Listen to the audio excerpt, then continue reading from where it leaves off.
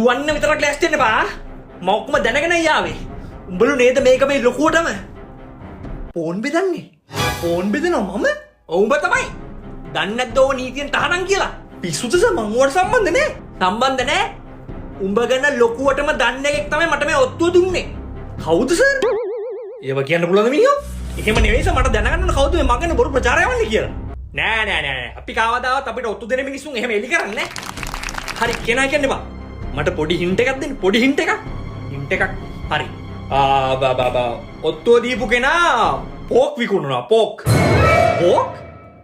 උරුමස්? මේ ළඟ පාතකස්ස උරු කොටුවක් නෑනේ. ඒව දාලා නෑ. නැගපන් ජිප් එකට. පුතා ෆෝන් බලන්න ආවද? මෙයා තමයි බඩුව. උඹ කෑ ගහන්න පාමක ලොත්තු දුන්නේ තමස කියලා මාට්ටු වෙනවා. පුතා ඔයාගේ ගෙදරට මම පෝක් 100ක් ඇව්වා. ස්පූන්ස් ඕනනම් කියන්න. අයියෝ හරි අංකල් thank you ආ. පෝක් 100ක්? මොකද ගෙදර පාටියද ඔච්චර උරුමස්? ඒව දාලා නැගපන් ජිප් එකට. ෆෝක් ගෑරුපු. මේ ස්ටැන්ලි අංකල්ට ෆයන්න ශබ්ද කරන්න බෑ.